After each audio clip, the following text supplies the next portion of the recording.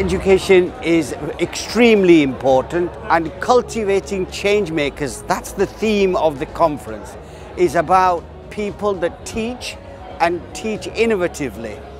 One of the reasons that I was very grateful to Amjad for asking me to speak here today is because it brings together three of my passions. It brings together education, it brings together, in some ways, tackling poverty, and it brings together technology. And the real question is, how do schools need to change? How do school systems need to change? How do policies need to change to enable the kind of learning that is required for what we call the innovation era? An era in which what matters is not what we know, but what we can do with what we know. So far, many policymakers have said the answer is more education and more access to education for more people. The answer is not merely more education. More of the same education that most of us received will not address the challenges I've just outlined. We need a fundamentally different kind of education. Preparation of teachers, it's not what it should be. And you need to really have a passion for teaching. You need to have a drive and a fire to be a teacher in the classroom.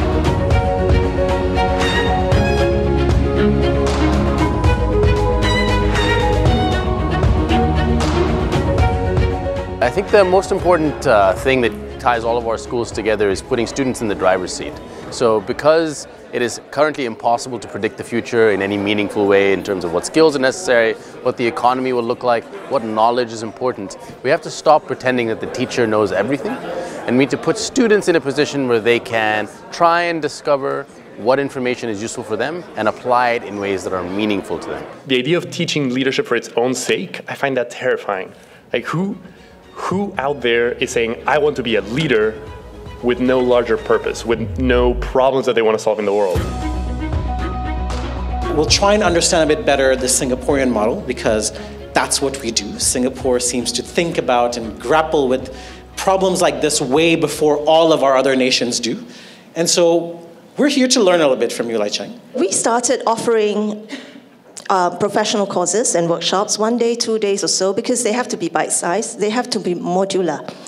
And when the universities were asked to do this, the quickest way, of course, was to look at some of the applied masters that we're doing and then pull out some of the useful modules to create graduate certs or graduate diplomas, and then with a lot of government funding, offer these courses for professionals who want to upgrade themselves.